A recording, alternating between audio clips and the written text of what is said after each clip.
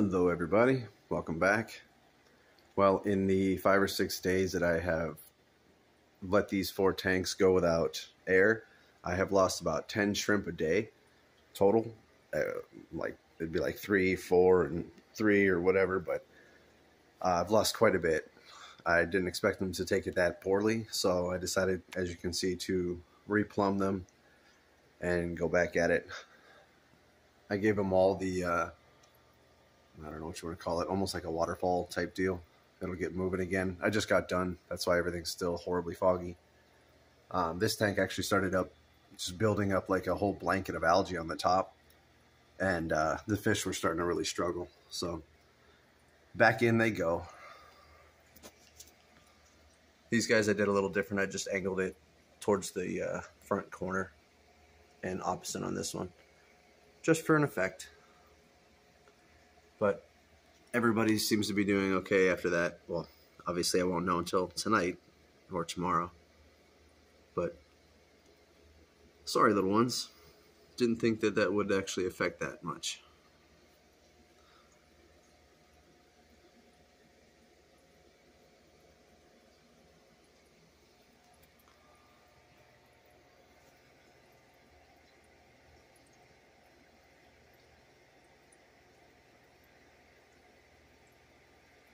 Within a few days, all the water is going to clear back up again. I'll have to do filters cleanings, but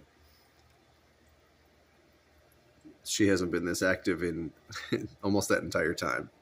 So I can tell at least it's working a little better now. Don't want to lose my little catfish. Miss CPD is still struggling along. There's one more lady in this one. She's got like I call her floaty butt because her tail always goes up if she's not trying to keep it down. I'm assuming it's a swim bladder issue, but she might come out as well, just because I don't want her to pass on any genes.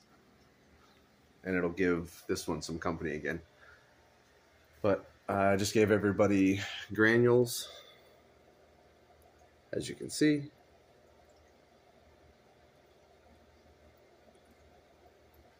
And now it's time for brine shrimp. It looks like the bubbles stopped in this one on their own last night. Gotta love plastic valves. So I'll have to redo that culture.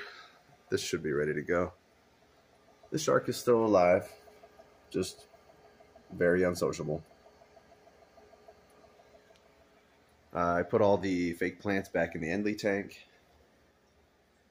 It looks so empty without all the shrimp in it. It's crazy.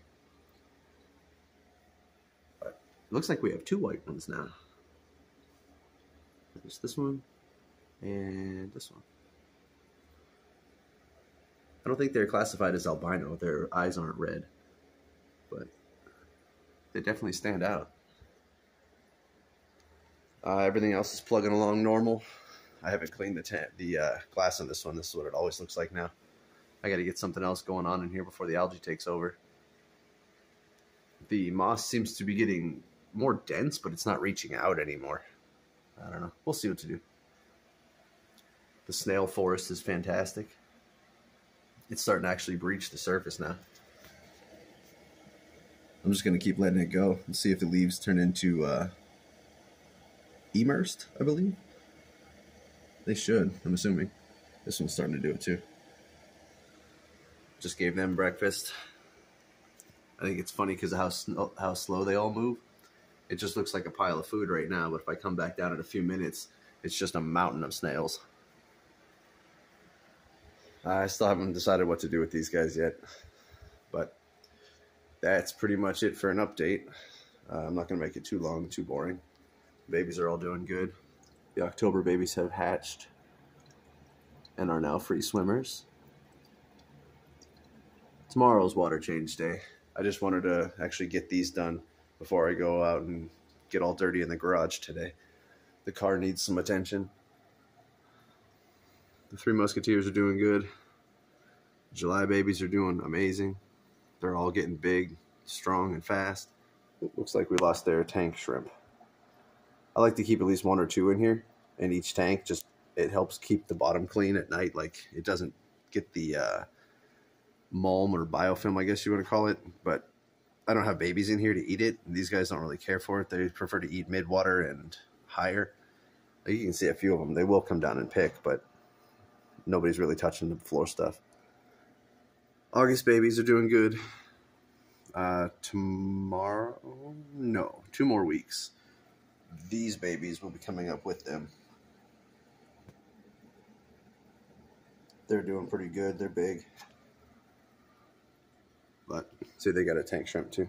There's at least, like I said, I take 1 to 2 males that are normally cull shrimp out of whatever the tanks, and I put 1 or 2 in each one of them. Same with the breeder tanks. I found out it helps keep the just the breeding area, like down here. It'll stop all that nasty, I don't know what you want to call it. Almost looks like mold to me. It'll take over the eggs too if you don't actually take care of it, and it will make them rot. But there's a guy back there.